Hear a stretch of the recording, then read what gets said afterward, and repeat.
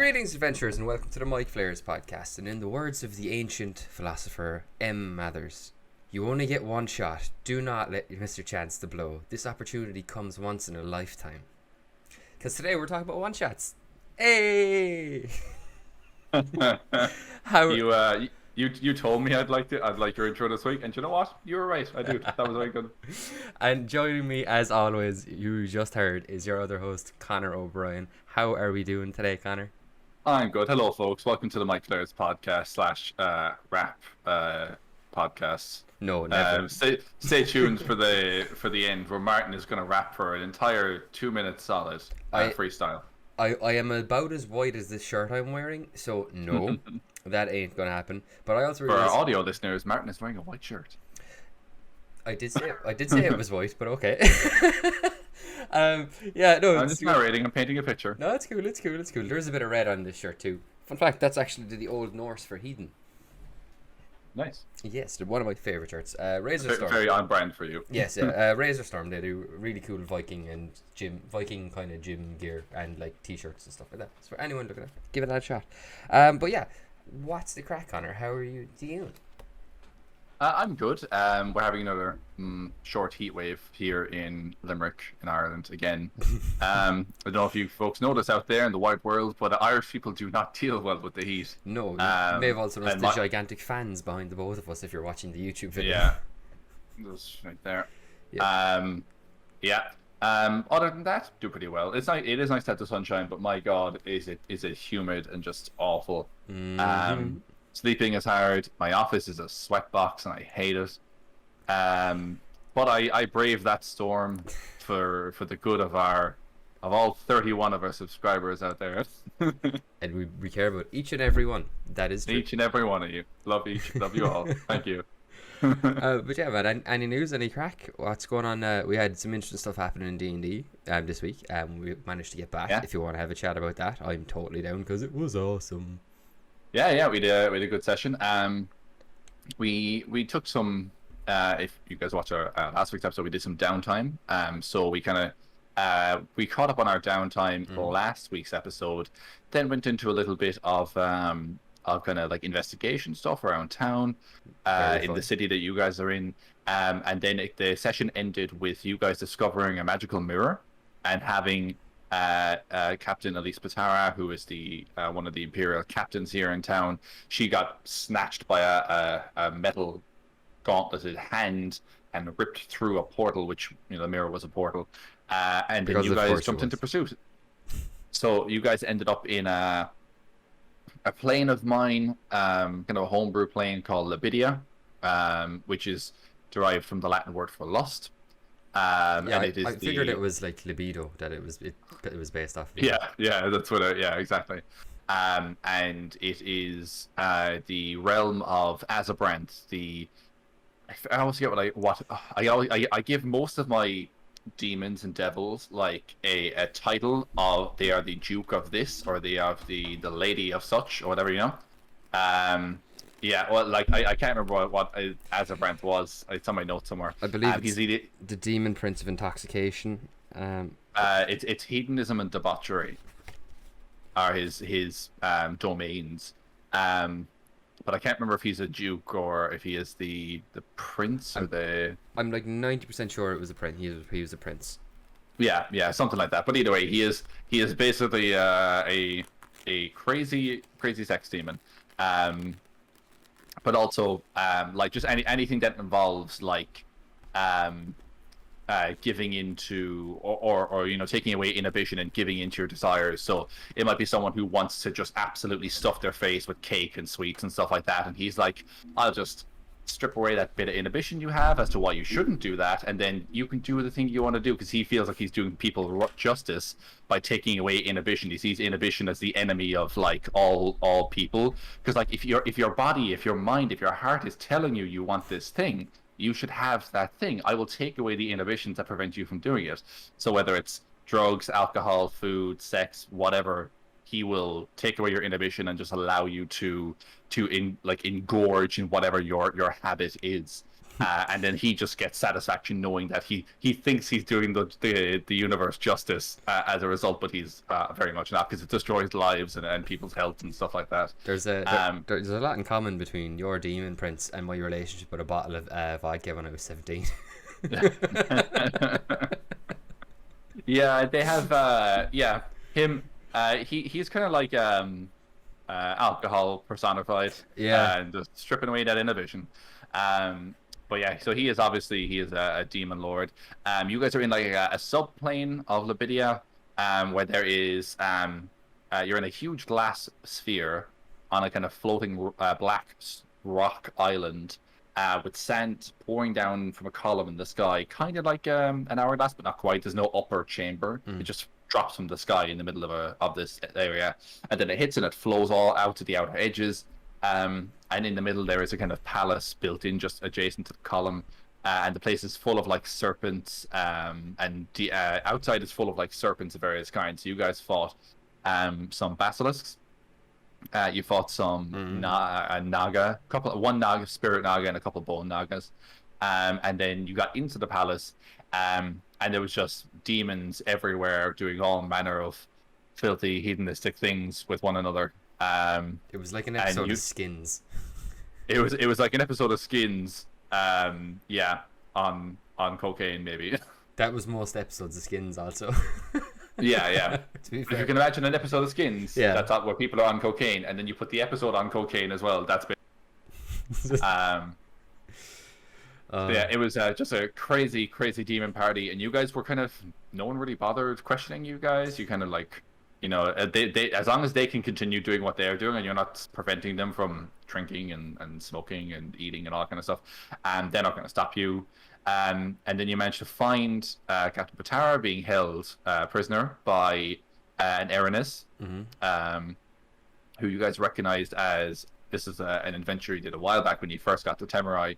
There was a very popular brothel in town called the Enchanting Sphinx. And you guys went in there, found out it was basically the center of a drug operation, killed the proprietor, who turned out to be like, she was a Cambion at the time, but she's an Erinus now. Great. And a bunch of her like succubi followers and stuff like that. So you killed all them, you took some of their gold from their vault, Yes, you we destroyed the source of all the drugs and stuff like that. And yeah, but obviously she would appear to be back for revenge. Yeah. I'm looking forward to fighting her in this. Like I wouldn't know its stats exactly or its abilities exactly, but I've looked over it once or twice, because I think they came up in Critical Role campaign 1 towards the end as well. And I just thought, I think when they were in the city of Brass, maybe, or something I think like they that. I think they might have fought one or two of them, and or with the Pit Fiend or something like that. But Yeah, it sounds was familiar. they're just really cool. They're literally like big mad like armored demon women with like 3 swords and fucking longbow and stuff. They're really cool, and they have some really cool abilities. They have like a really cool parry ability, I seem to remember. I think so. I'd have to look at their stat block again, but yeah, they're really powerful. Yeah. They're very, very powerful. And like I'm super up for fighting that. That's going to be a lot of fun. It's because it's not just that. It's that, and there's like 2 other demons, and then there's like an evil necromancer as well, I think. Herself, 2 of her Cambion followers, and a necromancer, a human necromancer, who you guys were searching for in the first place. How you get wrapped up in all this? Do we have to bring her back alive? I can't remember. No, I believe Patara specified just that she be stopped. You don't have to capture her necessarily. Excellent. Stopped we can definitely do. Yes. Stopped is definitely an option. Capture is a little more difficult. Yeah, we don't really do non-lethal. Those 2 words don't go together for us. We have a preference on hyphenating that we'd rather not, if at all possible. So. Oh yeah, but it was a good one though. It was a good one. It was really fun to get back, and like that like area you have us in, the kind of like an hourglass but not an hourglass kind of thing. It's like this floating glass orb with the sand piling through it, and then all the fucked up, like there's like a load of teeth in the 10 minutes, Conor, I swore. There's a load of teeth. There's like a load of teeth. Yeah, we're good. There's like a load of teeth in the sand. There's like, oh, also, just snakes everywhere, which I was such a fan of. I really, really appreciated it. It's long been known. Yeah, little tip, folks: don't let your DM know what your fears are. Martin is on a snakes. I repeatedly put them into our campaign to mess with him. I can't help you, Nolan, because every time you put snakes in our game, I'm like, like I visibly react. Like they're so. Yeah. I hate them, right? And the reason I think I figured out the reason why I hate them, and it was when I was explaining it to another person who hates snakes, right? Snakes are basically a big long muscle to propel a fucking hideous mouth at you. That's actually a very good way of thinking about snakes. It's a long muscle with a mouth on. That's literally all they are, is a muscle to propel a mouth, and it's horrifying. Even though I hate the way they move, like they're so fat. It's like so fast and jerky, and like, oh no, stop! I can't. I can't. Yeah. Let's talk about one shots before I bother myself anymore. It is worth noting that for anyone out there considering using some of your players' fears, know the difference between something that your player finds creepy and something that your player is genuinely not able to deal with. Yes. Martin is creeped out by snakes, but I know that even though it bugs him, and I do use it to wind him up, he is not put off so much that he's uncomfortable while we play, and that's an important distinction to make. Yes, I am. Because I am not actually afraid. I just hate them. Yeah. In the same way that, like, if I was playing a game and someone put like a bunch of spiders, which I did by accident one day. which you did, or like do you know what? Do you know what actually freaks me out? It's certain movements freak me out. If you were to ever describe a spider, some sort of spider creature moving at me in the way that a face hugger moves, that would creep me out. Not in a bad way, just in a way that I'd be like, oh, I'm getting a reaction to this, and I like it's definitely creeping me out. And I think this is what the environment should do, because face huggers move like they don't know where they want to go. Their muscles are flailing so wildly. Have you ever seen like a dog when they get so excited because maybe you have a ball or some food, or you grab their lead and they're like, walk, and they don't just walk over to you and let you put the lead on. You do that thing where they pounce around and they can't decide if they go, are they coming or are they going? That's a face hugger, because he's like, oh my god, a face! Oh my god, a face! And his limbs are just flailing wildly, and he's like, I can't keep it together because it's a face, and I love hugging a face. Yeah. The thing that messed me up the most with the face huggers wasn't necessarily their movement, but you know in the first one, where the face hugger gets John hurt, and it does it by breaking through his fucking space helmet and attaching itself to his face. Like, that thing is strong enough to resist space. Can you imagine being inside that helmet when the face hugger is like just cracking its way through your space helmet like 3 inches ahead of you, and you can't take it off, because if you take it off, then you're like double screwed. Actually, that raises a good point, because I'd have to go back and watch Aliens again. But in the first movie, yeah, you're right. It breaks through his visor.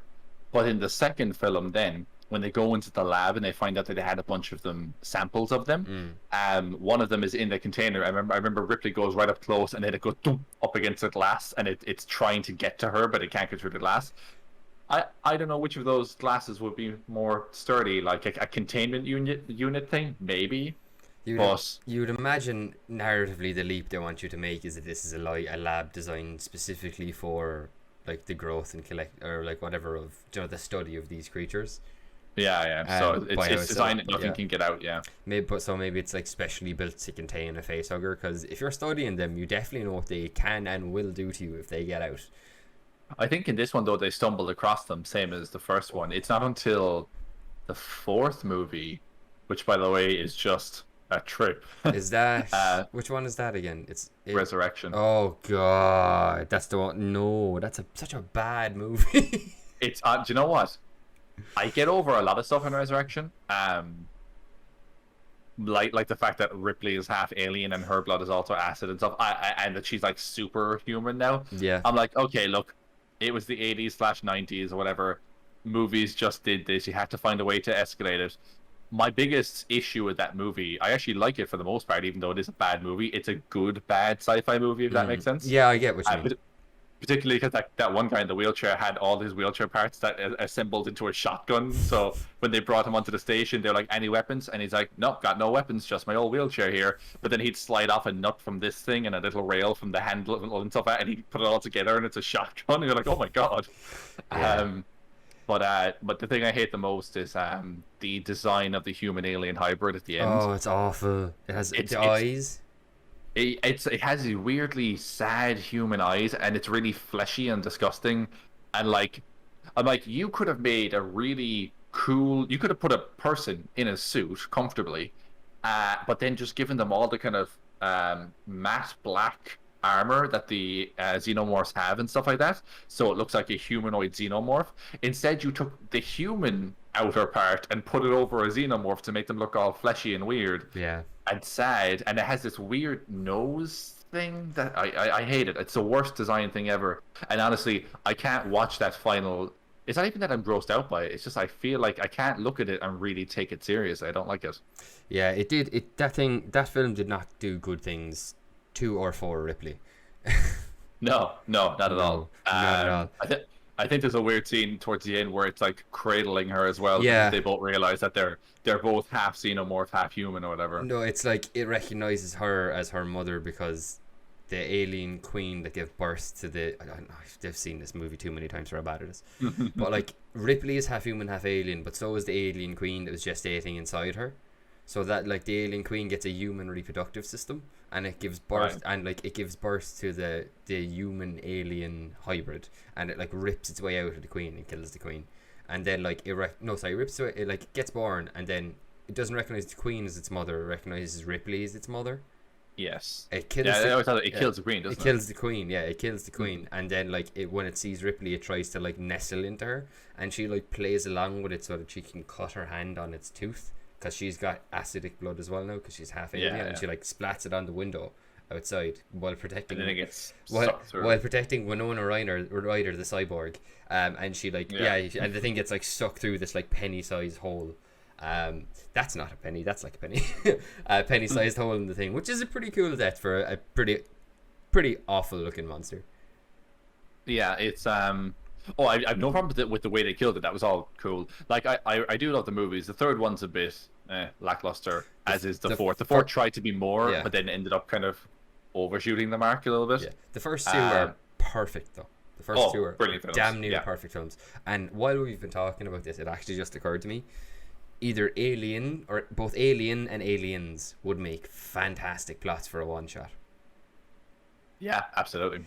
Particularly because do you know why they would? And it's we probably talked about this before when it comes to, because we've talked about horror a few times on and doing horror in your D&D Of course campaign. we have. I'm one of the hosts. But like when it comes to horror, whenever you're watching a horror film, the scariest part of a horror film is everything before you've seen the monster. As soon as you see the monster, the mystery is kind of gone, and you're like, I know what it looks like and stuff like that. Once you know too much about the creature, it loses its scariness, because you're like, okay, I now understand its limitations. That's why ghosts are really, really scary for me, because I'm like, ghosts don't have to obey any rules, you know. if you're like in a slasher movie, and some guy, for the most part, don't get me wrong, these movies take the piss sometimes as well, but if you're in a slasher movie and you're being chased by the slasher, big guy with a hatchet, and he's coming after you, and you close a door and throw a wardrobe in front of it, and there's literally no other like entrances or exits in the room bar the door you just barricaded, you could be pretty confident that you're safe in this room. You just can't leave it. No. But like ghosts. Well, I'm sure the plot would require like the phone rings in the hallway, and they're like, oh no, I have to answer that, it's the cops, and if I don't answer it, they won't come or something. You know, you make a reason why they have to leave the room. But something like that, you're like, okay, they're safe in the room. They're safe as long as they're in that place. The problem is with like ghosts and stuff is like ghosts don't have to obey any of those rules. A ghost can appear in a doorway and like or chase someone down a corridor, and they might slam the door and barricade it with a wardrobe or something like that. And you're like, oh, thank God. And the ghost could just appear over their shoulder, and you don't have to question it because it's a ghost. It doesn't have to make sense, you know. That is true. So it's that the lack of rules that you can take with something like that. But I think it's in the same way, playing a one shot in the vein of Alien, where like a single deadly monster gets loose, maybe in a keep or something. Doesn't have to be a spaceship. Could be like in a keep or on a ship crossing like an ocean or something like that. That'd be cool. And even an airship. Or an airship. Or you could do something like if it was what was I gonna say? Or like Aliens, I suppose you could do like, oh, this entire town, everyone just disappeared overnight. You guys are some knights that were sent in to find out what happened to everyone. Turns out there's a nest of monsters under the town. Like, if I think particularly for less experienced players, that'd be very interesting, because obviously when you play the game for long enough, you know most of the monsters, and at a certain point you'll mention that this thing has this feature, and someone will go, oh, okay, it's either this or this, and someone will put it together. But if you have players who have never played before, man, players who have never played the game before are, and I almost cursed, I might as well, they're a bloody treat. That's what they are. Because I might as well curse. They're a bloody treat. I'm trying to cut back in the podcast as much as I can. Yeah, I know. Me too. But yeah, the players who have never played before are an absolute treat. And to tie it back in, one-shots are a great way to introduce players to the game for the first time, particularly if they're not sure if they are interested in playing D&D, because you never know. It's definitely, if you've never played any tabletop games before, and you're coming from a realm of video games, or maybe not even video games, a one-shot is definitely the best way to go about it, to sit a group down for 3 to 5 hours and go, cool, here's a little adventure we'll go through, you guys make characters, and then and try to make it so that they get a feel for all the words, so that they get a feel for all the mechanics and stuff like that. Put some traps in, put some story, some social stuff in, put some combat in, all that jazz. Yeah, absolutely. You actually covered a lot of stuff I wrote down when I was trying to think of like notes for this and stuff, and kind of what I wanted to talk about, which is, yeah, one-shots I think are one of the best tools you have for introducing new players, like fresh new players, like someone who's never played D&D before, maybe not even like watched like Critical Role or like any other D&D live stream, and like they're completely fresh to the game, but kind of have heard about it through like, because it's very much pop culture now, like to the point where like when I was starting in my current job, they were like, oh, by the way, there's like I can't remember, it's like some kind of a role playing thing that's going on, and I didn't want to on the first day be like, I'm the D&D guy, but like she was like, I think it's Dungeons and Dragons, that was it, and I was like, oh really, yeah, that's cool. But like that's I think I've heard of it. Not like I have a podcast about it or anything. But like that's how mainstream it's got now. So most people, like, to the point where there's like work after work D&D games in certain companies now. So like I think most people are in generally have at least heard of the game. Like even if it's only like on a TV show where they're taking the piss out of people for playing Dungeons and Dragons. God, I hate the Big Bang Theory so much. Oh god, I'm gonna stop myself now. I'm going to stop myself right now. No, go on a rant, because it makes me seem less crazy when I talk about people. Right. So the Big Bang Theory started out like pretty good. I actually really enjoyed like the first or second season, because that was still around the time when like nerd culture wasn't quite the zeitgeist. It was like kind of just getting up there, and like Big Bang Theory had a lot of like comic references, and they made a lot of jokes and stuff that like I got as like both a comic book nerd and a D&D nerd, and like Jesus, that went off a cliff.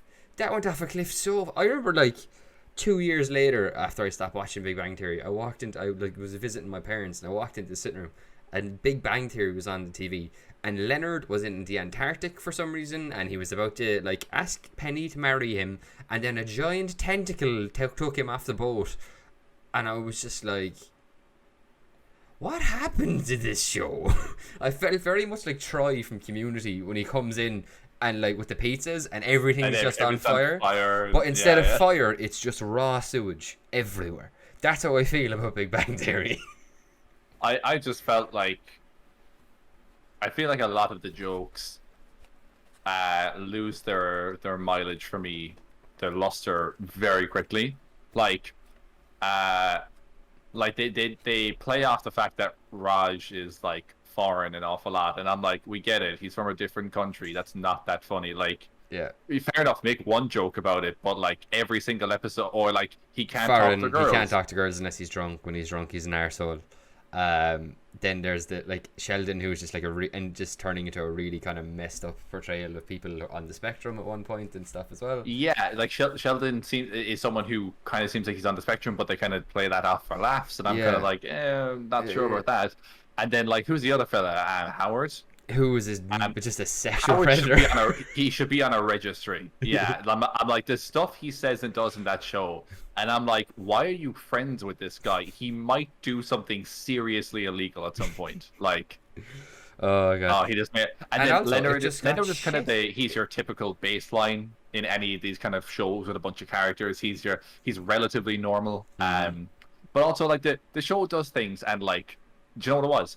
I think what put me off the show as well is that like I'd go to my parents' house and they'd be watching just whatever's on TV, and occasionally my dad would watch The Big Bang Theory, and like they'd make a joke, and like someone would say like, oh, at least he's not speaking Klingon, and then someone would say something like in Klingon, and then that's the joke. And then like my dad would like look at me like, haha, this is your people, and I'm like, I don't even watch Star No, Trek. no, Dad, our people take those people's lunch money. Yeah, exactly. Yeah, but like Metaphorically, we're not bricks. yeah, well, yeah. But I mean, like, it's not even that. It's just like that. People would laugh at the show and then point at me and go, haha, that's you. And I'm like, after a certain point, that just gets really old really fast, because like the jokes aren't funny. The joke is they like a thing. Like if I don't know, if Penny walked in, and it's not okay. I'm getting way too deep on this whole thing here now, because it's like, if this was obviously for a very long, you watch any movies from like the 80s, 90s, or noughties, any movie from that time, from those time periods, if someone is smart, they're a loser. Like, you know, they answer a question in class and someone would go, huh, dork, and like that's because it's bad to be smart, apparently. The famous nerd from The Simpsons. Yeah. And the thing is, but that was brilliant though, because he does that, and everyone's like, what's what's wrong with that man? Yeah, he's like, what's it, did you guy? Oh, he says to the other fella afterwards, "Hey, buddy, did you see that nerd?" He's like, "Excuse me." Oh god. He said, "Pardon me." But like the thing is, like, it's just a weird whole, like, the Big Bang Theory kind of felt like if it came out in the 90s, it would have. Don't get me wrong, it was successful. I feel like it caught the tail end of nerds being the joke, the butt of the joke, you know. And I think it just about got in there. But if it had waited another 5 or 6 years, it would have been like, why are you making fun of all the fandoms and stuff that a lot of people really like? Thank you, Marvel. But I know it's a really weird holdover. I just feel like I was done with the idea that I am a nerd, I can't talk to girls. Like, I think that was well and truly done in my head by the time the show rolled around, and I was like, okay, so this isn't actually about nerds. This is like, what's another show? Silicon Valley. Silicon Valley is a show that you should watch if you actually are a nerd, because the jokes they make are for nerds, whereas the jokes they make in Big Bang Theory are about nerds but for normies. Yeah, pretty much, yeah. Now, spiraling back to what we were actually talking about, which was sorry, I told you to go off on a rant, and then I went off on a rant. Most it's fine, but most people probably have heard of D&D, and so a lot of them some of them probably won't have much of an idea of what to do. Like, I've often had like conversations, particularly a few years ago when I first started really getting into D&D, with friends who don't play D&D, going, so explain D&D to me. Like, what is it? You said, like, and the amount of people who think you sit around a board. Who think you sit around like a board, like Monopoly or something. The people that think you dress up, that's a requirement to dress up and put elf ears and a cape on, or a cloak or whatever. Now, when we played in person, I did have 2 players who did wear elf ears. But that was just them. That's just something they wanted to do, and I'm like, you know what, you be you. Do you know what? I'm many years into my love of D&D now, and I'm at a point where, do you know what? If I'm playing a wizard and I just I happen to own a cloak, which I don't, but if I did, I'd bring it, because I wouldn't get to wear it many other places. I think we played a D&D session back in the day, and in the campaign me and you played in together on Halloween once, and I actually did come dressed as like Lug. I had a Viking costume that was pretty similar, minus the armor. You made it and stuff like that. Yeah. Oh, that was the axe I made for actually just Halloween. But like when we played D&D, I remember I had gotten like these like really foggy white contact lenses to try and look like Lug when I was raging, and I put them on and I looked through, and I don't know why I thought I'd be able to see through them, but I was like, so I can't wear these, gotta drive out and back tonight, and like took them out into the But yeah, most people anyway have probably heard of D&D, even if they don't know how it's played. So when it comes to trying to get them into the game, like Conor was saying, one shots are really good, because you can just go, okay, we sit down, we will just briefly explain how things work in general to you, and then we'll all start from the same point in the story, and we'll just go forward. And then that way, if you bump up against anything or run into anything that you're not sure of or don't know what or how to do, the DM and all of the other players, if they're experienced players, can help out. It's one of the things whenever I'm and I do flog D&D to people, whenever I'm flogging D&D to new people, and I'm like, no, like, and they're like, oh, but how? I don't know the rules. One of the best parts about D&D is you absolutely do not need to know the rules before going in. You need to have a basic grasp of how a story works. There was a man. The man climbed up the mountain. On the top of the mountain, there was a dragon. He killed the dragon at the end. Like, you need to have a very basic understanding of how humans behave, if even. Not always humans, sometimes gnomes. But yeah, like, that's all you need, like, going in, because the thing is, you can just that's kind of what the DM is there for. The DM is to be there to be your coach and to kind of guide you and stuff. Mm-hmm. So if you turn to the DM and goes, oh, that guy just stole my coin purse, I have a sword, can I like attack him with my sword? You go, yeah, roll this one here and add that to it and tell me what you get. And like that, and that's the thing, the DM will tell you the rules, as opposed to some other games that are like competitive, where it would be detrimental for certain people to explain to their opponent how the rules work, because then they end up, you're like helping the people you're meant to be beating, kind of. But with D&D, it's so collaborative that it's really, really great that you can just go in blind, and as long as you're listening to what the DM is telling you, and the DM is saying, so this is currently happening, what would you like to do? And like, I'd like to do this. They'll tell you exactly what dice to roll, and it's why, and like a one shot as well. It's not that much. It's one evening. You know, it's a single evening, and you can try it out. And if you don't like it, that's fine, no problem.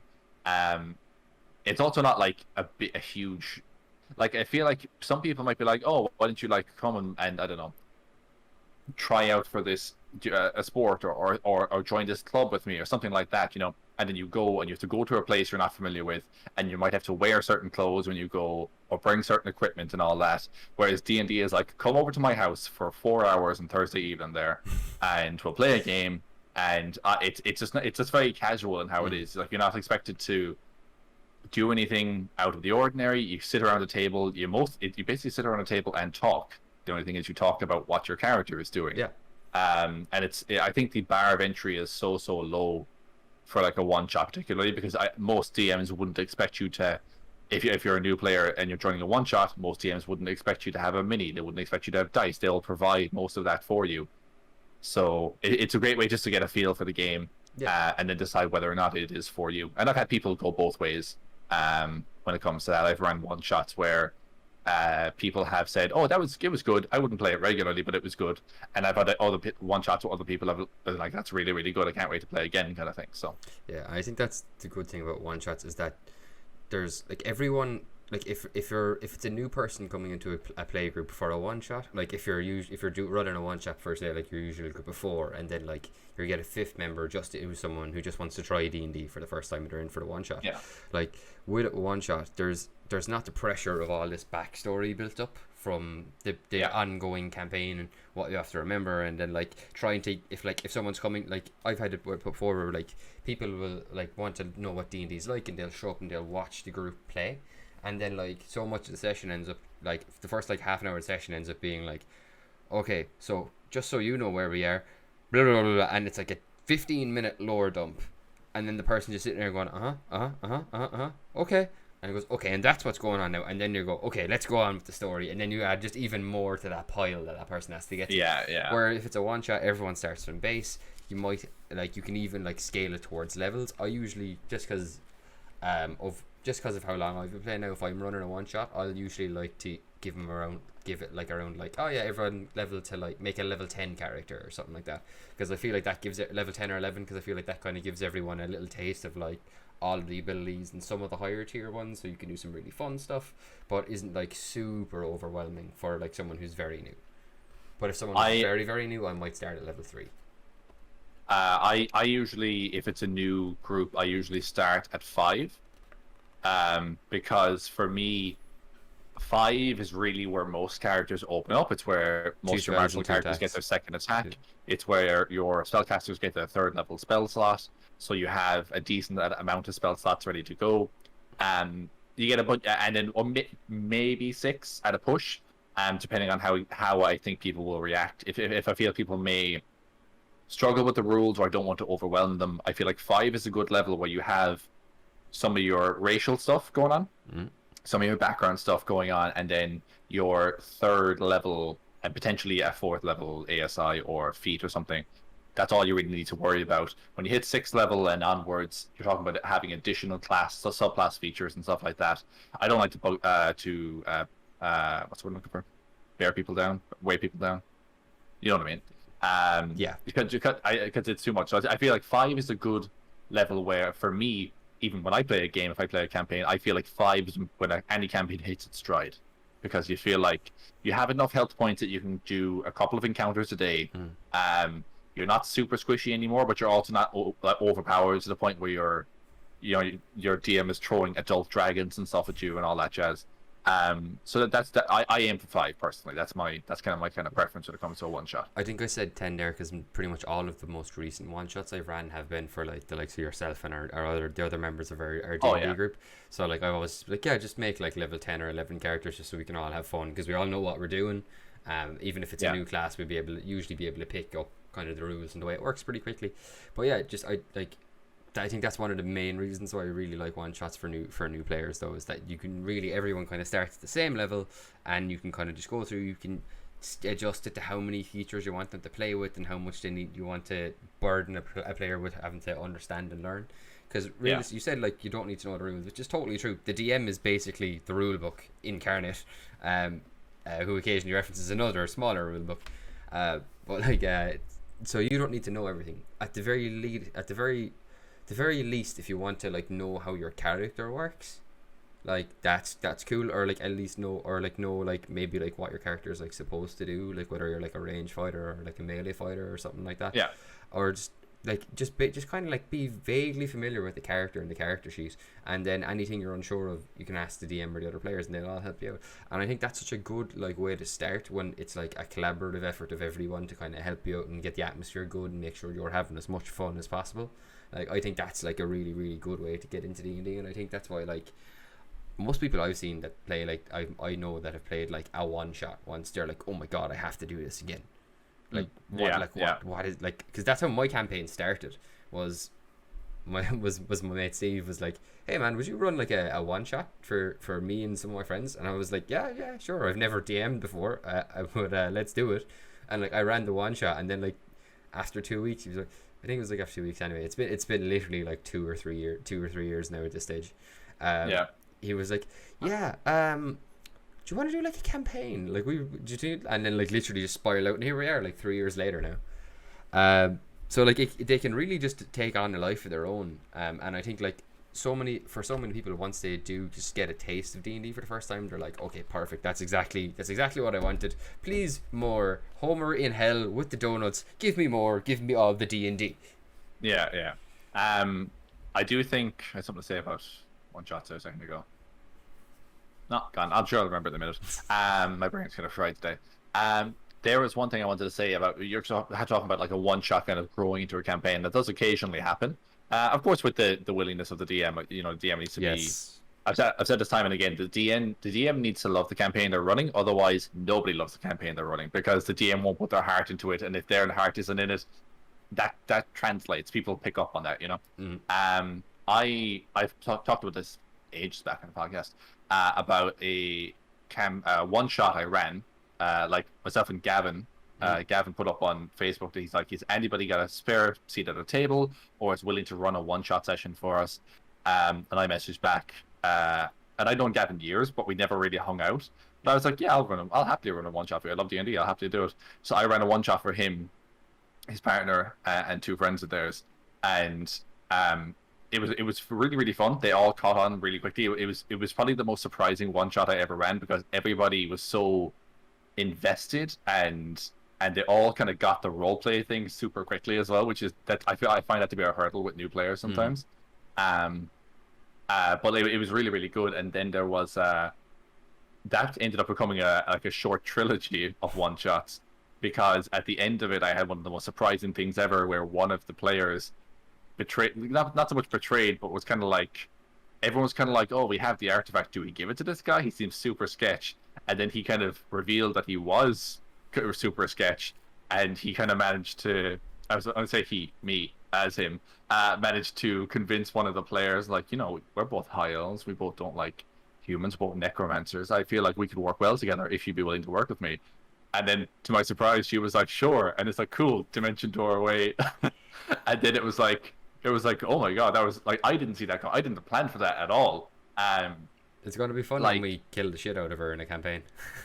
I've thought about, I have the thought that's crossed my mind about introducing her character from the one shots into our main game, because it all takes place in the same, not just the same universe, but the same country as well that you guys are currently in.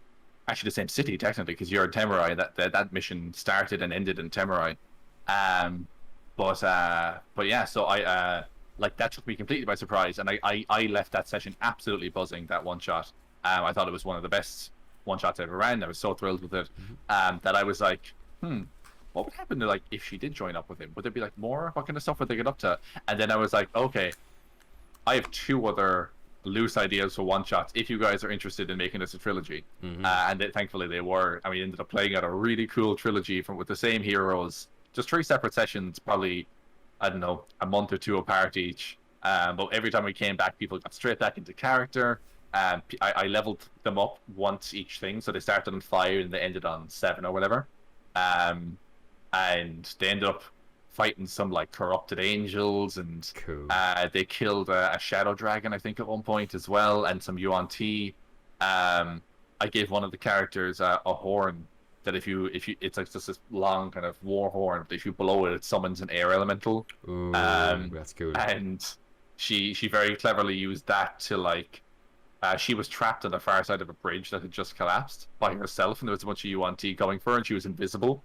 And she's like, I can't stay here because what's it called? Allison? No. What are the 6th arm snake demon? Marit? That's no. That's a Marilith. Marilith. That's it. Yeah. There was a Marilith that was leading these yuan, and she was fine until, with all the yuan, she was invisible. It was fine, but Marilith had true sight. Oh no! So the Marilith came out and looked right at her. And she was like, "Oh no!" So she blew the horn, and she's like, "And my air elemental picks me up and whirls me back across to the other side of the bridge, away from these people." That's awesome. I love creative uses of magic items like that. It was really, really good. But I think, it was. It's like you said, it's nice when a one shot evolves into something more. One shots can be great just by themselves as well. But it is nice when you kind of, I don't know. It's just nice to see when something that you intend to be this thing takes on a whole other life of its own. Completely.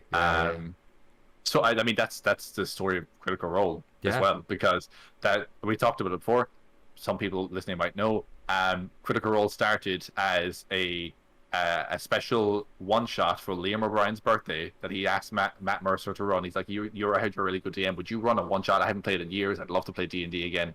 And he was like, yeah, sure. They ran a one shot. That turned into a couple of sessions. That turned into a regular campaign they played at home. That turned into a show they streamed weekly for, 3-4 years now? That turned into a couple $1 million on Kickstarter. Yeah, exactly, yeah. All because Liam's like, will you run a one-shot for my birthday? So don't underestimate how a one-shot. That's literally the meme, where it's all the blocks, and there's the small one and the gigantic one. Like, the small one is, hey, Matt, will you run a one-shot for Liam's birthday? And the big one is, fastest and most funded Kickstarter of all time.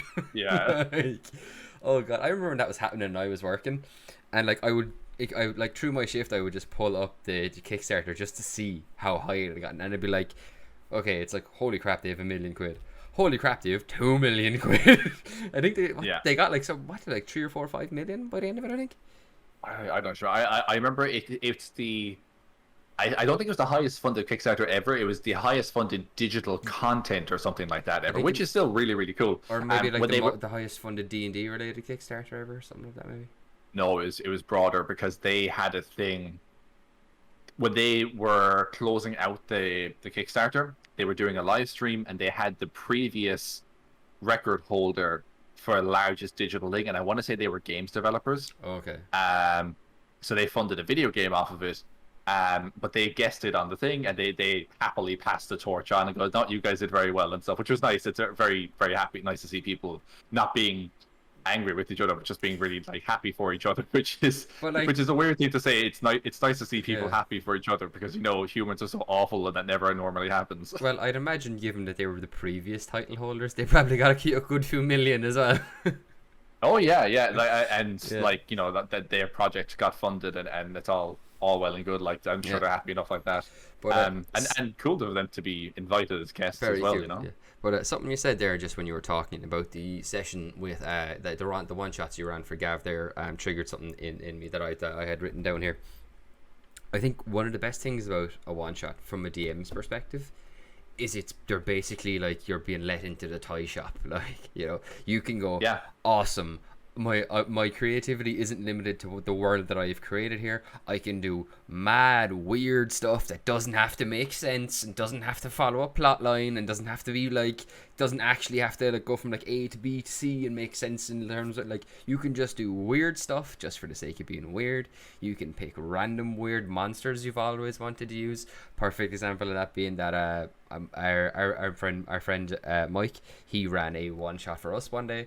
And he just wanted to use a Tarrasque. Yeah, he just threw a Tarrasque in there, it was frozen in amber or something like that. Yeah, it was frozen in amber, like the fly in Jurassic Park, just in the middle of it. I remember he was describing it, and all of us thought it was a dragon. Yeah, and he told us he told us after the session, he was like, "Oh, it's a good thing you didn't do this thing when you were in that cavern, because that thing would have woken up and you would have had to fight it." And we were like, "What kind of dragon was it?" He was like, "It wasn't. It was a Tarrasque." And we were like, "It was a what?" I'd like to say he didn't say Tarrasque. He said Tarrasque. He said Tarrasque or something. And I distinctly remember being like, "Do you mean Tarrasque?" And he was like, "Oh, that's how it's pronounced." Yeah. It's also pronounced death. Yeah. I thought it was just a frozen ancient dragon, and it turned out to be this fucking Tarrasque in the middle of a mountain. Oh my god! Yeah. And I just think I remember we got to, that close to waking it up from what he said, literally that close to waking it up. And for people who aren't watching the video, my fingers are very, very close together. For the audio listeners, Martin's fingers are very close together. But yeah, perfect example of that is I think I've only done one, but I've done a few one-shots based on video games or books that I enjoy. Yeah, you did a Dark Souls. Was it Dark? It was a Dark Souls one for us. I did. Which is a very good one. I did the Dark Souls one, and that was just I cobbled together various areas from the 3 games that I enjoyed, and kind of strung them together in a way I thought made sense in a D&D context. And then as part of that, if you're ever looking for interesting homebrew monsters and stuff, bear in mind there's the potential for them to be wildly unbalanced. If you go to Reddit and go to the Unearthed Arcana subreddit and start looking for stat blocks from monsters from books, comics, TV, whatever that you enjoy, you'll probably find them, because some delightful soul went and made stat sheets for basically every boss monster in the first Dark Souls games, so I just really wanted to use them. And then we were I think it was someone was out of town, or we were taking a break week to give you a break, and I said I'd run a one shot, and I was like, "Oh, I get to use the giant spider lava lady." Yeah. Which was a lot of fun, and I think it's a real fun way. Just do something completely different. Give everyone a complete breath of fresh air, and and just use some weird monsters that you've never gotten to use and you've always wanted to. And I think it's just a lot of fun for DMs, just be completely let off the chain, because by design, when you create a world, you do put limitations in that world, and only certain creatures will be here. This will always lead to this, and so this is how this storyline goes from A to B to C, and the middle points. Yeah. So when it's a one shot and this is just an encapsulated closed ending adventure to be done in 4 hours. Let's go ape. Let's throw everything. Let's throw the whole everything in the bag of holding in the kitchen sink at it. Let's go. And I just love that open canvas to just go. Let's get weird. Yeah, and I strongly encourage anyone running one shots, particularly for new players. Obviously you can run one shots within your friends and it's who are playing a while, and it's good to have those one shots, like you said, where maybe you're in a campaign where it's primarily undead or primarily demons, whatever, and you really just want to break it up and try a different concept. I tend to run one shots in my own world always, but maybe I'll just go to a very different part of the world. Like you're in a country called Redalia, which is like a kind of a 19th century kind of French motif. And I mix with kind of like colonial America as well. But that's where I run the main campaign, and then I ran a one shot for Mike and a couple friends once, and I put them across the sea in a country called Rajang, which is my Tabaxi country, and they have a long history of being dragon hunters. So I let them be like associate members of a dragon hunters guild with the potential for full membership. And I had them investigate these people going missing outside of town, and then they found this cave, and there was a bunch of at first they fought some lizard folk, and then who were like worshipping dragons, but then they found inside there was actual dragonborn, who were like taking care and caring for this unhatched red dragon egg. And then when they got in, they killed the dragonborn, but then the egg hatched, and they had to fight the hatchling dragon. And honestly, it was a really, really good session. It ended up being so grim because they very nearly died. And then in the end, they got back to town, and they lived. They chased off the cultists and stuff like that. And then as a result, these Tabaxi Dragon Slayer guilds, like ancient order of knights, granted them full membership into the guild, so they're now like full on dragon hunters. That's awesome. But like it's fun that you can, because like in my previous campaign, I had you guys jumping around the world an awful lot. You guys are level 11 now, and I've kept you've only once left, well, not counting a couple small excursions to the Plane of Water, the Shadowfell, the Feywild, now Labidia. You've had a few different other worlds, but you only ever go for like brief excursions and come back.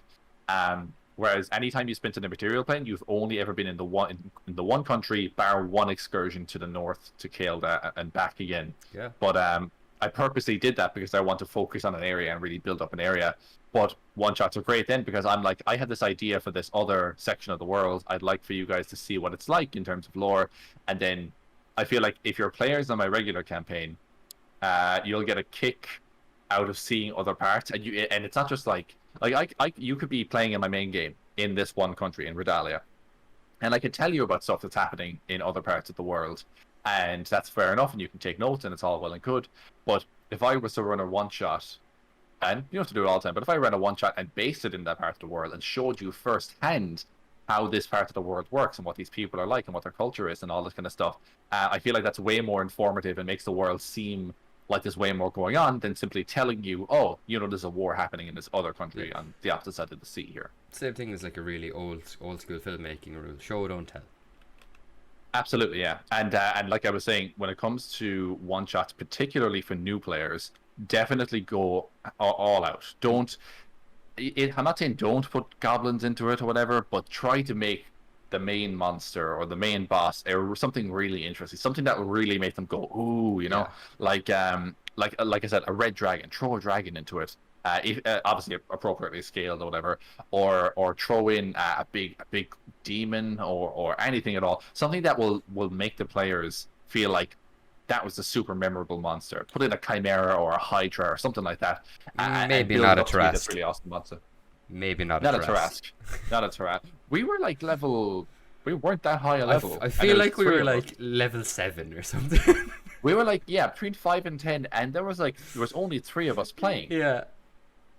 So like, to Mike's credit, he did run a different one shot once where he had the stat block for Slenderman. Yeah. And that was proper creepy. He did a really good job with that one. Like, see, that is what I love about one shots, is that you can kind of fit them to anything.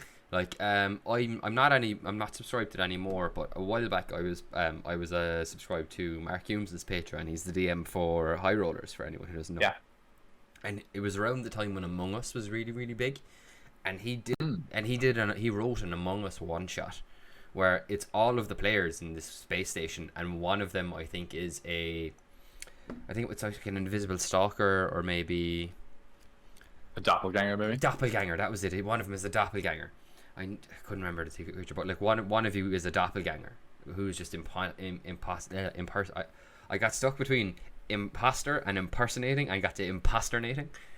Impersonating, yeah. That should be a word. One of them is impersonating. Is impersonating. If you came to me and you told me that someone was impersonating someone else, I'd know what you mean. So this is true. It contains it contains the meaning of both words, but none of the intelligence. I mean, the purpose of language is to convey an idea to somebody else, and you know what? You did it. So I mean, I feel like you successfully languaged. Oh, no, that's horrible. Don't ever say that again. But I've entirely lost my thread now. But yeah, sorry, that was it. He just made like a really awesome like Among Us one shot, and that's the exact kind of thing that I love about one shots is their level of flexibility, where you can literally fit them. You can make a one shot of kind of anything. Like you could totally go mad, and like you could take Van Richten's Guide. If you have Van Richten's Guide, you could take Van Richten's Guide and you could pull the carnival out of that, and you could turn that into its own Scooby-Doo one shot. Yeah, absolutely. You could literally run people through with Scooby-Doo, have the whole thing. They can set up traps and plans and everything, like Fred, and you can like. Fred would be a paladin. Shaggy would be druid, a bard, or a druid. Druid. No, do you know what? Do you know what? Shaggy would be a Beastmaster Ranger. Yes. But the player's handbook version of it, so that it's the most useless class. Yeah, and then Fred would be like a. Fred would be a paladin for definite. I don't know. He's the guy who makes the traps. I think he'd be an artificer. I would have gone Velma maybe for artificer. Wizard. Or wizard, or inquisitive. Yeah. Yeah.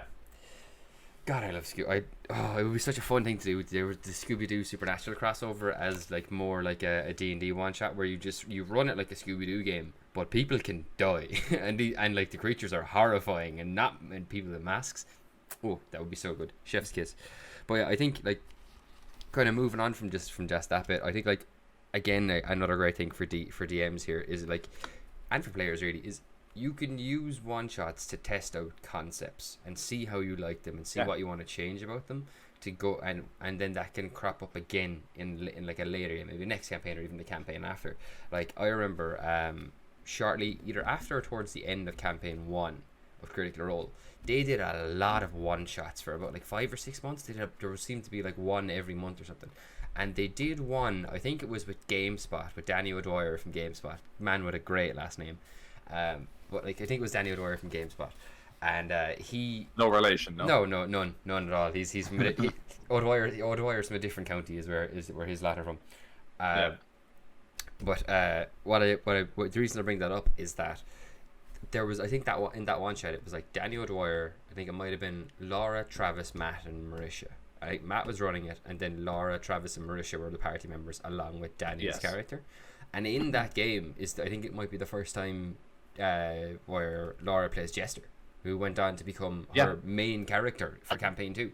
And like it's literally the same voice, tiefling cleric, whole shebang, exact same, and then it just comes out as a more refined version in campaign 2. And like I think that's such a good opportunity to just experiment for both players, and things like it's only a session, like pick a lower bard, see if you like it. If you don't, you're only playing it for a couple of sessions, and if you don't, and if it's not exactly what you want it to be, you can probably still have a lot of fun just with what bards can do, because bards are pretty awesome as much shit as they get. Yeah, bards are. There's like people give bards, like the thing is, if College of Whispers, oh my god. Like low level bards don't have a ton of spells offensively and stuff, and they're really a very social based class in terms of like roleplay and all that. But I mean, at higher levels, they do get some really cool stuff.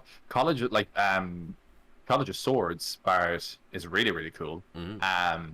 College of Valor is decent. College of Lore is cool, but again, it's very magic based, and you got to get over those initial first levels where you don't have a lot to work with, but you will eventually. Whispers I like, but the Whispers I find is very specific, based on the situation you're trying to do. But if you're doing like a Thieves Guild or a spy-based adventure or something like that, then a Whispers bard would be really, really good. I did just in terms of like testing stuff out, like you're saying, I did a one shot there a while back with Yi, but what I did was so Yi had met up with Aerith's mother, who was a Wood Elf rebel, Sorry, I'm just going to interrupt now and say this was great. I absolutely adored this, and this is such a good way to do a one shot. Please continue.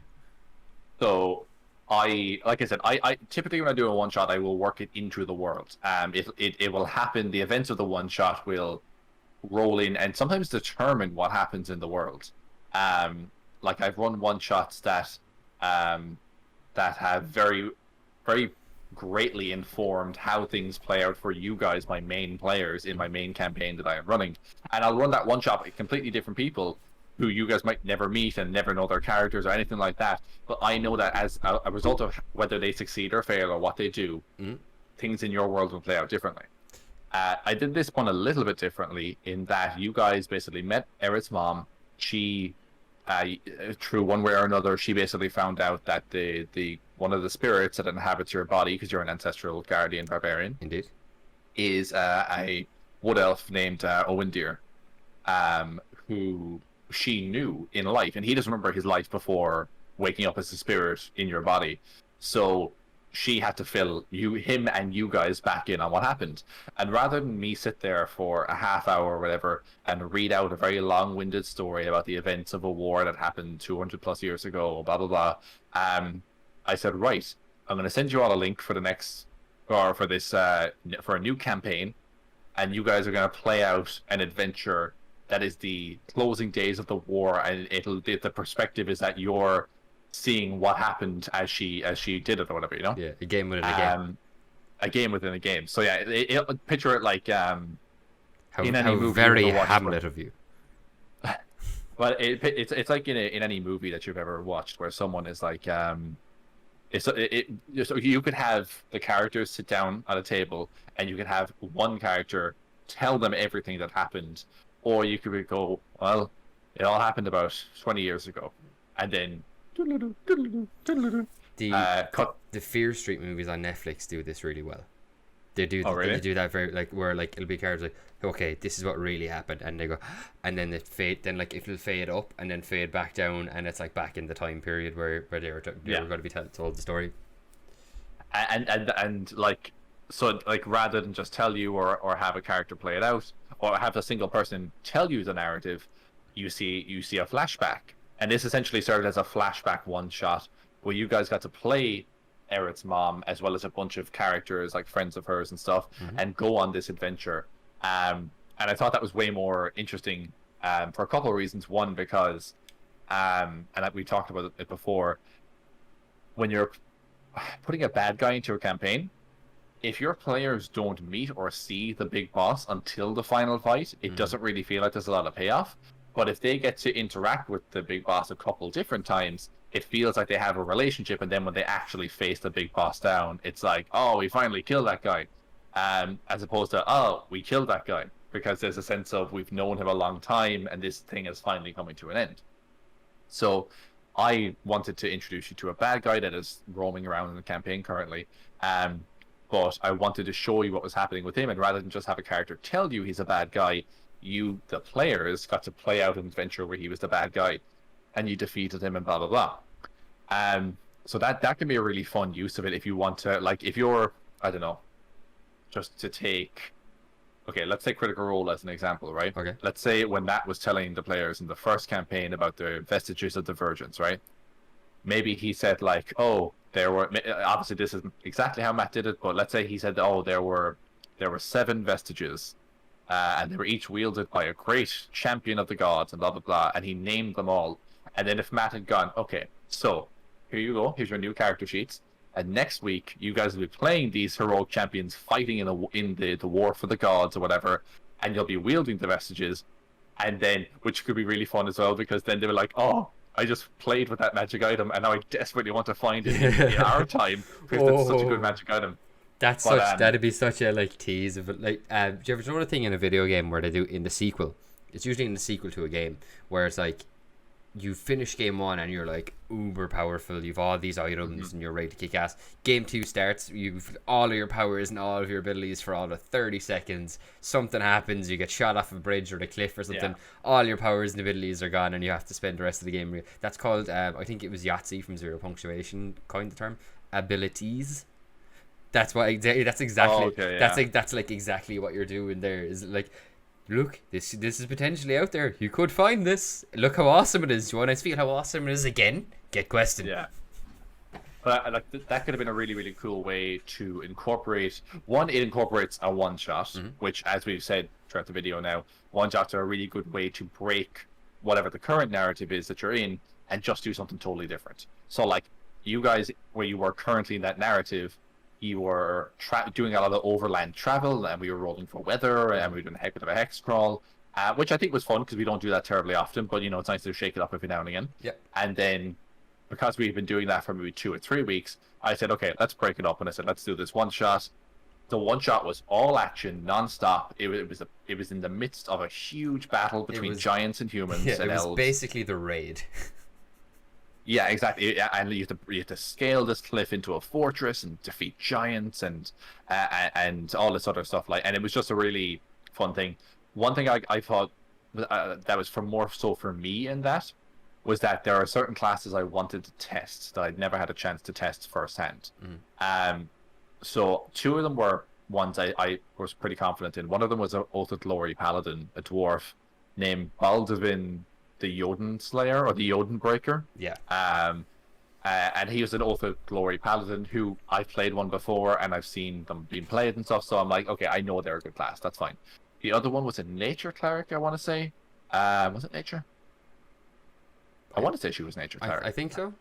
The Furbolg. She was definitely a cleric, but I want to say she was Nature. I think it was a Nature Cleric, yeah. And again, Nature Cleric, I feel like, although I don't feel like it gets picked an awful lot because people are like, should I go Nature Cleric or will I just go Druid and have a ton of spells and all this other stuff? And be able to turn into animals. And turn to animals, and yeah, exactly.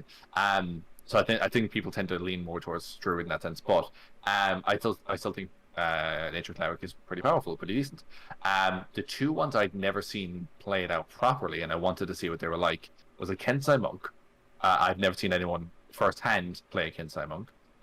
So I made you play a Kensai Monk in that, and I think we found that the Kensai Monk was a pretty effective subclass for monks. Monk's pretty well designed class. Yeah, barring the elemental monk. We'll save that for our next rant video. And then also the Arcane Archer, an Arcane Archer fighter. Yes. I have, when I read the Arcane Archer, I want for it to be good, much like the Elemental Monk. I want for it to be good so badly, but when I'm looking at it on paper, I'm like, I don't think this will be particularly fun to play, because you're limited by, from level 3 when you get your subclass all the way to level 20, you only ever have 2 uses, I believe. That's 2 uses of your Arcane Shot ability. That to me is BS. I didn't curse, but that's exactly what it is, and it bugs me immensely because I'm like, at 17th level plus, you should have 6 uses of that minimum. You should be lacing arcane arrows all over the battlefield and blowing stuff up and grappling other people and all this. And the thing is, the actual types of arrows you can use, not all of them are great. Some of them are kind of like you can charm people with an arrow, and I'm like, okay, I get it's kind of a Cupid implication there. I'm not against that. But like some of them are like seeker arrows, so as long as you've seen the person in the last minute, the arrow will find them, and I love that. Some of them are like shadow ones. Some of them just do force damage. Yeah. And I'm like, and they're also like 2d6, which isn't huge for most of the time. They scale up when you get to like level 17 or something like that, or one of the higher levels. They become 4d6, and I'm like, good. You should still have way more than 2 of them. It should probably be, realistically, it should be, and maybe they'll retcon this in a later publishing of the other class. Maybe I think it should be you have a number of uses of your arcane shot equal to your proficiency bonus, because then it scales up nicely, and it should recharge on a long rest. I can't remember if arcane shot comes back on a short rest. So I mean, it should come back from the short rest. And I had Gavin play it. I don't think I talked to him afterwards about he's definitely listening now. Gavin, if I haven't messaged you by the time this podcast comes out asking you what you thought of the Arcane Archer, message me now and tell me what you thought of the Arcane Archer. This is a podcast, not a messenger service, Conor. Sir, this is a Wendy's. Yes, okay, so here it is. Watch, it's you get more options every time from the list. So you get 3 at 7th level, 4 at 10th, 5 at 15th, and 6 at 18th. And then at 18th level, it's actually when you get your improved shots. So like, let's see, I arcane just shot. You get additional shot. I know they're powerful and you get lots of options, but I feel like if two, just like even three would feel better. But like honestly, if I were like when you were saying, you change it, what jumped into my head immediately was 4 per short rest. I just checked. It is short rest, but yeah, it's still limited to 2. And then when you get to no, sorry, where is it now? 18th. 18th level. Yeah, at the 18th level, each of them increase in some way, whether they do additional damage or yeah, they most of them just do additional damage, so it becomes 4d6 instead of 2, which it is normally. But I'm like, it just bugs me immensely that you still have such a limited amount of them. And also it does that thing that fighters do, which as I think fighters are a great class. So many fighters do the thing at 15th level where they're like, if you don't have any uses of your thing, you get 1 use back when combat starts. And I'm like, it's fine, but I feel like for a 15th level ability, even Battle Masters do it, and Battle Masters are amazing. Oh yeah. But I'm like, you can do better. I was gonna say for Battle Masters though, that's pretty good. Like, because if you start a fight without any of those dice, something's gone wrong there. First of all, because you should always have them because you can get them back in a short rest. But like, if you just get caught out and you don't have those, I would be like, awesome. At least I have 1. And I'm going to save that for like my action surge round that is also coming, so I can just stack all the damage in one go. Like I agree with you, it's a little underwhelming, but I think it's still good. Yeah. Yeah, so that's me just having a bit of a rant. I do need to check in with Gavin about that. I do have a negative about one shots from personal experience. By all means. And that is if you are the forever DM, and I am, one shots don't scratch the itch, man. Like it's like if I'm in the desert and I'm dehydrated and I'm gasping for water, if it's like someone is like, oh, you're thirsty? Okay, here's some water, and you gave me a teaspoon, and I went, and I had that little bit from a teaspoon, and I'm like, oh god, I mean, it's helping, but I need more right now. I need at least a full mouthful, like, and that's what one shots are. I love them, and I have great fun playing them, but I'm like, god, I just wish they could last 5 more weeks. Which is legitimately something you could do with a one shot. You could do a series of one shots. You could do a mini campaign, like, yeah. Totally, that's basically what Exandria Unlimited was. Exactly, yeah. But yeah, that's my only thing about them. If you're the first, like, I think they're really fun. I think if you work them into something, like I said, they can be super beneficial. Like, give your players a different perspective on things. You can even do it like you guys came back from one downtime recently, and when you came back, you had to set up a guild throughout the downtime, and you have a couple of different squads of other guild members. Yes. And one of the first squad has named members. A couple of them are characters you've come across before. And I'm like, at some point I might just run a one shot for you where you're playing these characters out on a mission just for fun, just to get their perspective on things. So yeah, I think that because they're fun characters. There's I think it's a Battle Master fighter, Druid, Shepherd. I'd have to look at them again. I think so, yeah. And then there is your man with the cat eyes. Koala, yeah. He is a blood hunter, lycanthrope. Yes, where he's a were-tiger. Oh god, so cool. And these are all fun like, things you can explore in a one shot. That's the thing, yeah. I think one shots are great for testing out classes. Or like I played actually in that one shot you ran, the Dark Souls one. I played Renyolf. Yeah. It was a character I was going to end up playing in Gavin's campaign. Actually, I don't think at that time Gavin was running a campaign. But I think I was like, I knew I wanted to play his character, so I wanted to test him out. Because again, I was playing an Eldritch Knight, and in my head, Eldritch Knights aren't terribly good. But actually, having played one a couple times, like I'm actually like, no, do you know what they do? They hold their own. You might want to take Magic Initiate and stuff just to buff out the spells a little bit, but they are very good. Yeah, no, it's and absolutely nothing is cooler than your character sticking out his hand and his sword like flying into it and him catching it from across the room. Everybody wants a hammer like Mjolnir. Everybody wants a hammer like Mjolnir.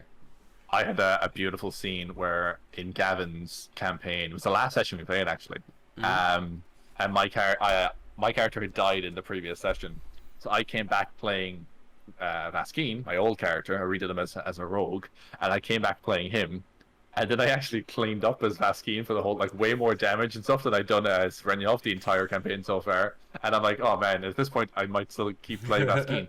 But I'd planned with Gavin that my guy would come back, but he did so at the behest of a trickery god and stuff like that. So there was a whole dark secret going on in the background there. But I was allowed to play him again, but there was consequences. And when he came into the room, I had this brilliant scene where Gavin described so one of the baddies we were fighting tried to flee through a door. And when they opened the door, he described that you see a shadowy figure standing there, 7 foot tall in the doorway. And you watch as this figure kicks this person in the chest, follows them into the room as they hit the ground, and stabs them through the gut. And then it's like, and you see Renyolf, and he's standing there, and he's alive, and they're like, what? And then Gavin turns to me, he's like, what do you want to do? And I'm like, I look at this guy on the other side of the room, and I make a gun for him. And like, I did a whole thing where like, I ran across the room, I left the sword behind, I sprinted across the room, I chased him into the next room, and then I just stuck out my hand, summoned my blade to me, and it came to me in like a red mist. And I catch it, and I spin it around in my hand, and I kick him so he's like up on a table, and he's like on his back on the table, and I skewer him to the table like that. And it was just such an absolutely amazing moment where I just came in and I don't know, the whole Mjolnir catching your blade, Jedi summoning your lightsaber thing is so bloody cool. Yeah, I got a bit of that with Eru when I took the Warlock levels, and I could just make my giant greatsword just appear in my hand. That was so fun. Yeah. So cool. Sorry, excuse me. But Conor, I think probably a good thing to come towards the end of our show, end of this episode, to maybe start giving some advice about how to set up a one shot. What are some good tips that you can think of for someone who has maybe never done a one shot before and is looking to run their first one shot? What are things they should maybe avoid? What are things they should avoid? What things you think would be good to stick to, or maybe even use as a base for the one shot? Okay, rapid fire. One, do use interesting monsters. Try not to go for goblins or something too simple. I love goblins, but just try not to make it too basic. Throw a weird monster in there that's maybe something they've never seen outside of D&D before. Brilliant. Don't send them to kill rats in the sewers. Don't send them to kill rats in the sewers. If you're doing a big campaign, by all means, kill rats in the sewers or crabs. That's what I did. Don't do that for a one shot. You only have 4 hours to show people that this game is flipping awesome. Stop myself again. This game is freaking awesome, man. By all means, do not pull your punches. Secondly, be conscious of time. 4 hours is not a lot of time. Like 4 hours may seem like a lot of time. Most, to do a fully self-contained story in 4 hours is tricky.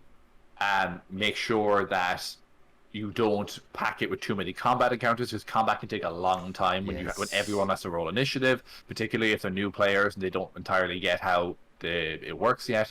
And combat will be the slowest part of the game, so just be aware of that. Put in like maybe one small one at the start, then maybe a trap or social encounter, and then at the end one big one, and that should be loads. But again, depending on your level and stuff like that, you can scale those. But I think make sure that what you have can be played out in that time, and you'll just know from experience with regards to that. And third one, then, be conscious of a solid beginning, middle, end, because when you play a campaign, hey, if you don't get to it this week, doesn't matter. We'll come to it next week. We'll go to the next chamber in the dungeon. We'll do the combat with the dragon next week. We'll identify these items next week. Blah blah blah. You don't get that in one shot. You got to introduce what the concept of the one shot is. You have to go and do the one shot, and then you have to have a satisfying conclusion at the end. So be conscious of, like I said, with a D&D campaign, you should be conscious of this anyway, but you don't have to be as intricate with it, because you have weeks and possibly months and possibly years to satisfy that story. If the bad guy gets away now, or if this thread is left dangling, don't worry, I'll tie it back in somewhere in a couple of months' time or whatever. But when it comes to a one-shot, you need to have a solid beginning, middle, end. So just be conscious of, you need to be more careful about how you're writing it, so that you know that at this point the players learn this, and at this point the players learn this. It's going to be it's a much quicker burn than then, and which might be a little bit to the detriment of the story sometimes, because you want things to be revealed gradually. But sometimes you got to be like, here's the information, because we only have 4 hours. I would also say on that one as well, it's also fairly likely you might not get everything you've written. Like it. Oh, yeah, actually, yeah. There you go. Bonus. Fourth point. Feel free to skip stuff if you feel like things are getting towards the end and you're like, oh, we're 2.5 hours in and they haven't even gotten to the I don't know, spider trap magic lock encounter, whatever. Skip it. Yeah. If it means you'll get to an end, some sort of satisfying end before, then yes, skip it. Like learn how to tailor the session, the adventure on the fly. Pull out bits, rush people through certain things. Don't try not to linger on things and just be conscious. That kind of comes back into the time management thing. But yeah, absolutely be willing to tailor your thing on the fly. Identify what are the important points. Like if this particular chamber means that they will learn something that will then play into the final boss encounter at the end of this 4-hour session. Keep that part in. Know what you can and can't cut. But if you just put in a room full of goblins because you wanted there to be because the DMG says that they should have 4 encounters a day at this level, cut it. Doesn't matter. Yeah. Oh, totally, absolutely. And I think like that's obviously like an acquired skill. Like it's something you get better at the more you do it. But I think like what you were saying, like definitely like plan like 2 to 3 key things you want to happen. What I do this when I'm planning my regular sessions. I will, before I've written a session, I will just write a heading like things that need to happen, and then just do bullet points underneath it. And I will very briefly and like high level kind of point out, all right, this needs to happen, this needs to happen, and this needs to happen, and then I fill the gaps in between. And I think like for one shots, I think it's a really good way to keep yourself on track. I think of it almost like a movie. Right, because it's probably the closest analog you have is a one shot as a movie, similar time lengths, telling an encapsulated story from start, middle, and finish to completion in that time frame. So like if you think about a movie, right, every movie has an opening where you introduce the characters and the plot. Then you have sort of a middle. You'll have your second act where things usually get a bit darker or dire for your characters towards the middle. Usually there is at the end of the first act there will be some sort of event that happens that spurs you into action for the second act. There's like the catalyst for the second act, and then towards the end of the second act it'll usually get kind of like I'll be like the Dark Knight of the Soul, or like the lowest point for our heroes, and then by the third act is them rising back up. And you can take that exact same structure for your one shot and be like, okay, this is them having fun. Catalyst for second act, maybe there's a monster attack, then it does a load of damage to the village. You go try and find the monster. They find the monster. Oh, holy shit! The thing that attacked the village isn't actually what is the big bad here. That's its kid, and there's a bigger version of this thing living in the cave we're just in. There's the end. There's your third act where things look as dire as they can, and the third act ends then with your heroes hopefully overcoming the monster, the obstacle, whatever. Yeah. I'd say think about it like in terms of what was I trying to say. You'll have like your set pieces. Yeah. You have your important pieces. Know which are your key elements, like you said. Know what. Like for example, take talk's sake, take Return of the King, right? If for talk's sake, like you're for some reason short on time, the studio comes to you and it says, "Hey, this movie's 3.5 hours long. What the hell's going on? We need it to be 3 hours long instead. I need you to do." Actually, this is a poor example because I'm going to use a. No, okay, I won't. So here we go. So this movie's 3 hours long. That just won't do. Can we have it down to 2.5, 2:40? Like, sure, yeah. What can we cut? Okay, well, we can't cut the bit at the end where Frodo and the ring goes in and he actually gets destroyed. That's pretty critical to the story. We would definitely want to get to that part. Can we cut out about 90 minutes of Frodo just staring ominously into space? Yeah, definitely, because there's a ton of that in there. We can absolutely cut that out. Can we cut out the skull fountain and the mountain laughing at them? That seems a bit out of place. Although I do love that. I love that in the extended edition. But yeah, you just take a good look at your story and what you have and what you want to get done, and pick out the bits that really are really important to you, and kind of make up the key concept or core of your one shot and the impression you want people to leave with your one shot. And I think once you kind of focus that down into 2 or 3 key parts, then it's a lot easier to fill in the in-betweens with like stuff that makes sense and will clip along at a good pace, and make sure you do get that beginning, middle, end for your one shots, because I know it's happened to me multiple times where just accidentally it just happens because people, sometimes players start talking to each other in character, and they're bouncing between each other and they're doing really good stuff. So as a DM, you don't really want to interrupt that, because like that's kind of the whole point of of your work, is to get them to talk in character together. So like with a one shot, if you're tight in time and that's happening, it's, you know, it's probably gonna leave it longer, but like as long as it's like good and they're enjoying themselves, I would still leave it run, and then just maybe you can adjust other things. Like maybe if you had like 3 combat encounters prepped, you have like 2 small ones in the main one. Maybe if things are running a little short on time because the party have been doing a lot of interacting or shopping or whatever else they want to do, maybe cut like one of the smaller combat encounters out, give them the second combat encounter a little bit earlier, and then stretch the time between the first and last a little more, and then just lead up to it more. I think I think that's probably an easiest way to do that. What would you say? No, 110%, because like you said, and this goes for D&D as a whole, fun above all else. Like if people aren't having fun, then there is a wrong way to play the game, and it's if you're playing and no one's having fun. Yes. Then you need to change up what you're doing. Because fun should come before all else, because it is a game at the end of the day. And if you're playing a one shot, particularly with new people who are playing for the first time, you want to make sure they have a good time. You want to make sure you show them the best of what the game can be, so that, you know, we get more people into the hobby and stuff like that. It's great. Absolutely. Inviting people in and sharing this with them and stuff like that. So absolutely. So I think you're completely right on that. In that, if you find that players are getting into the roleplay thing, and you're kind of surprised by that because you thought they're all new players, I didn't think they'd get into this, but here I have 3 of the players, and they're talking about their backstories they had for their characters and stuff, and they're having a bit of a moment. I'll happily cut that goblin encounter in favor of this, because that's more valuable. Them talking as players together is more valuable than the goblin. Because yeah, absolutely, because they're currently carrying their own story, which is exactly what you want at a D&D game. Yep. As a dungeon master, you want to do, like, I don't know, a solid half of the work at least. You want to be the gentle guiding hand, and that just kind of push you. You want to be the Gandalf in The Hobbit, where you just give Bilbo the push out the door, but he's the one who actually takes the steps and goes on the adventure. Yeah, pretty much. Yeah, and I think, like, if they're you don't need to be pushing anyone out the door if they're already talking and they're already doing characters, and they're already at the prancing pony having points, finding out that it comes in points, and then telling everyone that you're Frodo's cousin. Yeah. what was it? Pip says he's my third cousin, twice removed once removed on my mother's side. That's a good Pippin, my friend. That's a good Pippin. Yeah.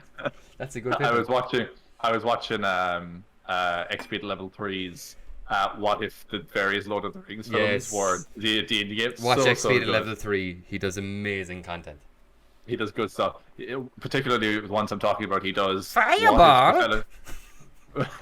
He does what if the Lord of the Rings movies, or the games, or whatever, the movies were a D&D game. Yes. And he talks about them from the perspective of, Frodo and Sam's characters are friends, and they just really want to roleplay everything. But this Aragorn guy, he made a very min-max character who's good at everything and has a noble background. I was like, and Gandalf's character, he died, but really he snuck off to solo kill the boss and take all the loot and XP himself. Yeah, exactly. Yeah. That Gandalf guy, he actually played in my last campaign, so he's super over-leveled for everybody else in this campaign. Yeah. It's fantastic, and like I think, you know, just as like a closing, like the whole point of one shots is usually to have fun. And I opened this podcast quoting the words of one ancient philosopher, Marshall M. Mathers, and I think it's only appropriate as we're getting to the close of this episode of the podcast to quote. You have an outro as well? No, just popped into my head, and I think it's great. It's probably not going to be, but humor me. The words of another great scholar of our time, Robert Esquire Pants, who stated that F is for friends who do stuff together, U is for you and me, N is for anywhere and anytime at all down here in the big blue sea. I think it's the deep blue sea, but we'll leave it off. I don't care. Because it was fun, Conor. It's all about fun. Yeah, absolutely. Oh, God. Well, Martin. Yes, Conor. I think that's all the time we have for today. I think that is, yeah. That was an awesome episode. I love one shots, so any opportunity to talk about one shots is always welcome. But yeah, it's fun because it's not as much of a commitment as a big campaign. You can get a couple people together who maybe don't normally have the time for it or something like that. you can be super weird with it because, again, it's mostly no strings attached. You don't have to work it into a larger campaign or a larger world. You can be like, there's a small town, its name is this, there's a forest on the left of it, there's some deserts on the right, knock yourselves out, there's a monster. You know, you don't have to, you can stretch it out if you want, but you don't have to. Yeah. And it means there's a lot less work for the DM and stuff like that. And you can just get weird with it. You can, like, the owner of the tavern's a werewolf. And he's got like big mutton chops to symbolize that he's hairy and werewolf like. Mutton chops, the international sign of lycanthropy. Yeah. Mutton chops and a unibrow. Werewolves are scary in your head, man. But yeah, that's I think yes, one shots really, really great. Unfortunately, if you're like me, they don't scratch the itch of the Forever DM as much as I wish they would. But other than that, they can be so fantastic for exploring character options. Like maybe you want to play this for a full campaign, but you want to test it out first. Maybe you're a DM who wants to get a feel for this particular campaign I want to run. So here's a one-shot based in that world, and we'll see what it feels like. Do I need to change anything or edit anything? Or just, look, we're all adults, closing in on the age of 30. We don't have time to be playing a full D&D campaign for 4 hours every week. But we can probably just get away with doing a one-shot here and there, by all means. Absolutely do. Absolutely. So, if you have any questions, comments, or requests for episodes, you can leave us a comment below on YouTube, or you can send us a tweet at MicFlayers Pod on Twitter. You can also find us on Facebook at the MicFlayers Podcast, and you can find us on Radio Public, Breaker, Google Podcasts, and Spotify for audio-only listeners. Conor, where can people find you on the internet? People can find me on the internet on Twitter mostly at 0.Conor, ZEROPOINTCONOR, 1N, very important. And mostly and primarily you can find me here every 6 p.m. God, my brain is just not working.